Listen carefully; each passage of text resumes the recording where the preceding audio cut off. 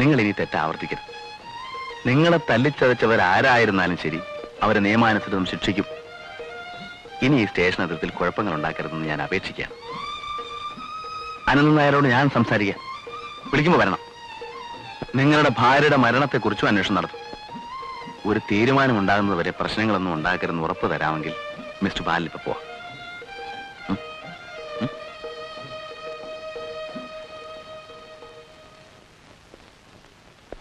Sir, അവനെ അകത്താക്കേണ്ടതായിരുന്നു.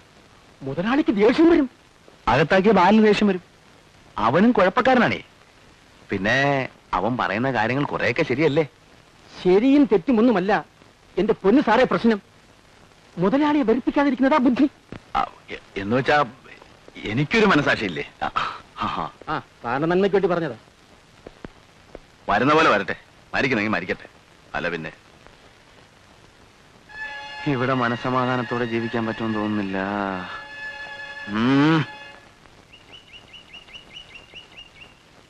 അനന്തൻ നായർക്ക് ദേഷ്യം തോന്നാൻ ഇത് തന്നെ ധാരാളമാണ്. മാഷെ, എനിക്ക് എതിർക്കണമെന്നുണ്ട്. പക്ഷേ എന്റെ രക്തത്തിൽ അലിഞ്ഞുപോയ ഭീരുത്വം എന്നെ പുറകോട്ട് പിടിച്ച് വലിക്കുന്നു. എടോ, ആകെ മുങ്ങിയ കുളിരില്ല എന്ന് കേട്ടിട്ടില്ലേ? പോണേ പോട്ടടോ. ഹെഡ് കോൺസ്റ്റബിൾ ചാത്തുക്കുട്ടിക്ക് മോഹൻദാസ് എന്നൊരു മകൻ ജനിച്ചിട്ടില്ലെന്ന് ധൈര്യമായിട്ട് അങ്ങ് വിചാരിക്കുക. ഒഴുക്കിനെതിരെ നീന്തുന്നവർക്ക് മാത്രമേ ഇവിടെ പരിവർത്തനത്തിന്റെ പാത വെട്ടാൻ കഴിയൂ. ഇനിയെങ്കിലും ഇത് മനസ്സിലാക്കടോ.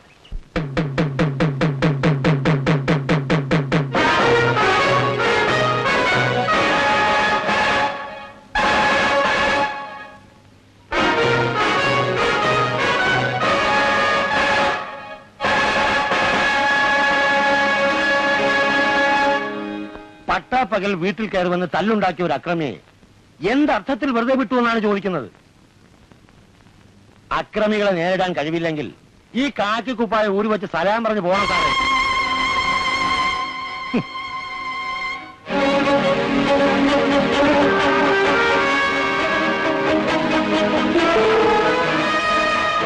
താനാരാ?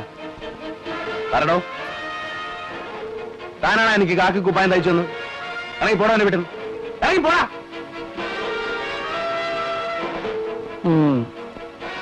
എന്റെ ആളുകളെ ചീത്ത വിളിക്കുന്നത് എന്നെ ചീത്ത വിളിക്കുന്നതിന് തുല്യമാണ്.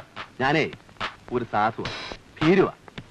പക്ഷെ ഈ നാറി എന്നോട് ഊരി വെക്കാൻ പറഞ്ഞ ആ കാക്കി കുപ്പായം ഉണ്ടല്ലോ, അത് ഞാൻ എടുത്തിട്ടത് പലതും പ്രതീക്ഷിച്ചുകൊണ്ടാ. ആ കുപ്പായത്തോട് എനിക്ക് ബഹുമാനമുണ്ട്. ഏമാമാരുടെ ഏറാം മൂളികൾ എന്റെ അഭിമാനത്തെ ചോദ്യം ചെയ്യാൻ വന്നാലുണ്ടല്ലോ, രണ്ടും കൽപ്പിച്ച് ഞാൻ ഇറങ്ങും. ഒരു ഭീരുവിനെ പോലെ 1000 തവണ മരിക്കുന്നതിനേക്കാൾ നല്ലത് ധൈര്യത്തോടെ ഒരു ദിവസം ജീവിക്കുന്നതാണ് നല്ലതെന്നാണ് എന്റെ അച്ഛൻ എന്നെ പഠിപ്പിച്ചിട്ടുള്ളത്. ആരും എന്നെ വിരട്ടാൻ നോക്കണ്ട. ഓഹോ, എങ്കിൽ പിന്നെ എനിക്ക് പ്രശ്നമൊന്നുമില്ല. ഇതുവരെ ഇവിടെ ഇരുന്നിട്ടുള്ള ഒരു പോലീസ് ഉദ്യോഗസ്ഥനും എന്നെ അനുസരിക്കാതിരുന്നിട്ടില്ല. അനുസരിപ്പിക്കാൻ 5-6 പട്ടികളെ വാങ്ങിച്ച് വീട്ടിൽ വളർത്തിയാൽ മതി.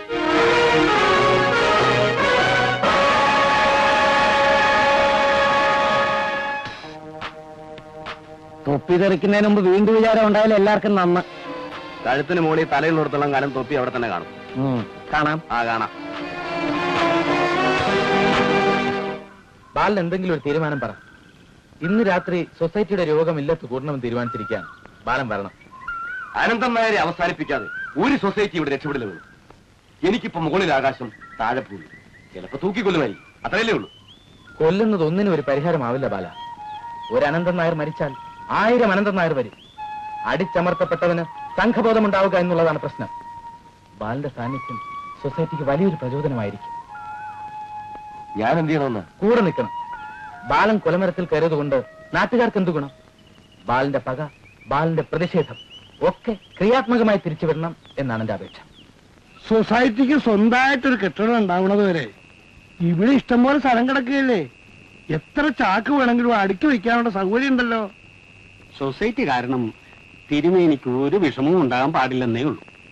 ആരാ ഇപ്പൊ വിഷമിപ്പിക്കാൻ പറയണേ? അനന്തൻ നായരുടെ എതിർപ്പുണ്ടാവും എന്നുള്ള കാര്യം ഉറപ്പാണ്. ആ എതിർപ്പ് എത്രത്തോളം ഉണ്ടാവുമെന്ന് കാണാൻ തന്നെയാ ഞാനും കാത്തിരിക്കണേ. കുറെ നാളായിട്ട് സഹിക്കാൻ തുടങ്ങിയിട്ട്. നിങ്ങൾ ഇത്രയും ആൾക്കാർ കൂടെ ഉള്ളപ്പം ഇനിയെ പേടിക്കുക പേച്ചത്തിനല്ലേ അത്? വേണച്ചാൽ കർഷക സഹകരണ സംഘം എന്ന് വലിയ അക്ഷരത്തിൽ എഴുതിയ ബോർഡും പഠിക്കോളൂ. അപ്പോ ആ പ്രശ്നം അങ്ങനെ കഴിഞ്ഞു. ഇനി വേണ്ടത് ധൈര്യമായിട്ട് എല്ലാവരും ഇവിടേക്ക് സാധനങ്ങൾ എത്തിക്കുക എന്നുള്ളതാണ്. അതോടെ നമ്മുടെ സൊസൈറ്റി പ്രവർത്തിച്ചു തുടങ്ങുന്നു എന്നർത്ഥം. ഏലമായാലും കുരുമുളകായാലും ദിവസം തോറും വില കയറി വരികയാണ്. നമ്മുടെ സാധനങ്ങൾക്ക് ഏറ്റവും നല്ല വില കിട്ടിയെങ്കിൽ മാത്രമേ നമ്മൾ വിൽക്കൂ എന്നുള്ളത് തീർച്ചയാണ്. നിങ്ങളുടെ എല്ലാവരുടെയും സഹകരണം ഉണ്ടെങ്കിൽ മാത്രമേ സൊസൈറ്റിക്ക് വളരാൻ കഴിയൂ.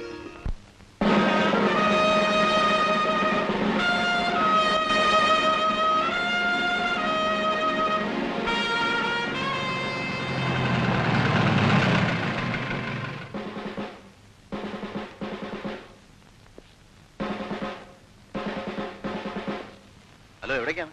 സാർ, ഇത് മുതലാളി ജീപ്പാണ്. ഏത് മുതലാളി? ഈ ഭൂലോകത്തിന്റെ മുതലാളിയൊന്നും അല്ലല്ലോ. എന്താണാവോ കന്നാസിനകത്ത്? സാറിനറിയില്ലേ, അന്ന് DSP സാറിനോട് എല്ലാം പറഞ്ഞിട്ടുണ്ടെന്ന് പറഞ്ഞു. ആ, പറഞ്ഞു. വാറ്റുകാരല്ലേ? അതെ. എങ്കിൽ നമുക്കൊരു സ്ഥലം വരെ പോകാനുണ്ട്. എങ്ങോട്ടാണ് സാർ? പറയാം, വണ്ടി എടുക്ക്.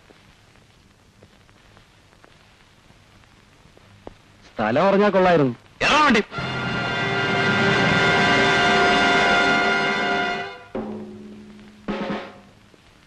വിരോധമില്ലെങ്കിൽ സാറൊന്ന് ഇറങ്ങി വന്നാ കൊള്ളാം. അല്ല, ഇതൊക്കെ നമുക്ക് എക്സൈസുകാരെ വിളിച്ചേൽപ്പിക്കാം. എന്താ? അല്ല, കുഴപ്പമൊന്നുമില്ല. തന്റെ ഭൂലോക മുതലാളി വന്ന് ജാമ്യത്തിലെടുത്തോളൂ.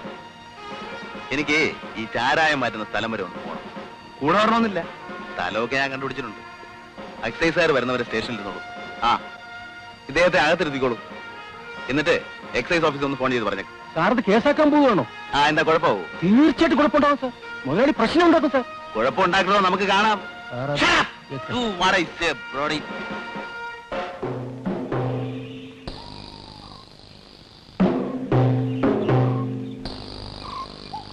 ആ കുട്ടി നിറഞ്ഞു.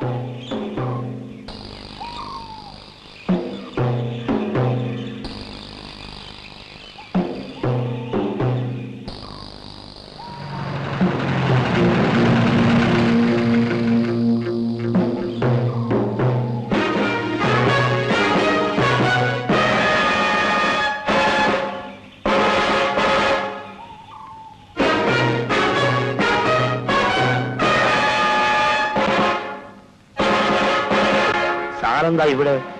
എന്താ, എനിക്ക് വന്നൂടെ? പോലീസുകാരും ഇവിടെ വരാറില്ല. മാസാമാസം മുതലാളി സ്റ്റേഷനിൽ കാശെത്തിക്കുകയാണ് പതിവ്. എനിക്ക് കാശല്ല വേണ്ടത്, എനിക്ക് വേണ്ടത് ഈ ചാരായമാണ്. ആ, എല്ലാവരും പാത്രങ്ങളൊക്കെ എടുത്ത് തലയിൽ വയ്ക്ക്. സാറേ, ഇതൊക്കെ മുതലാളിയുടെ വകയാ. മുതലാളിയോ? എല്ലാവരും ജീവിക്കട്ടെ. ആ,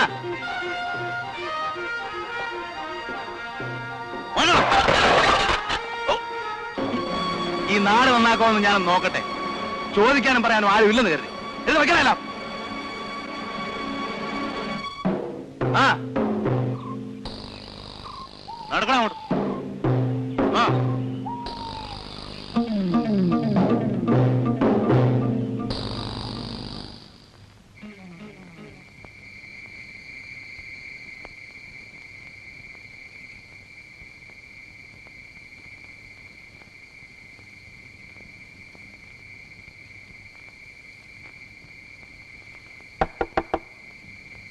ആരാ? ഞാനാണ് സർ, ബാലൻ.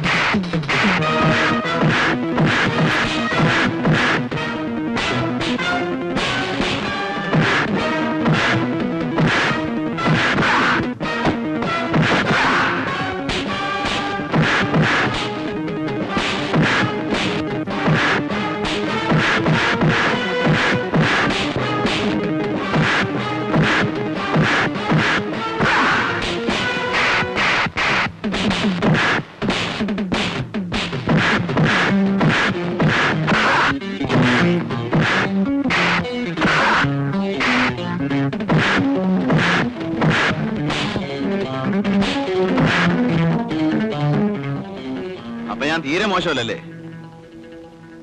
ഏതായാലും നിങ്ങളെ ഇക്കാര്യത്തിൽ ഞാൻ അറസ്റ്റ് ചെയ്യുന്നില്ല. കാരണം എനിക്ക് തല്ലാനും പിടിക്കാനും ഒക്കെ കഴിവുണ്ടെന്ന് സ്വയം ബോധ്യപ്പെടുത്തി തന്നത് നിങ്ങളാ.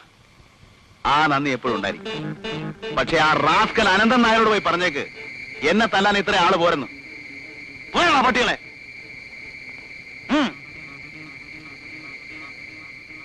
ഓടോ.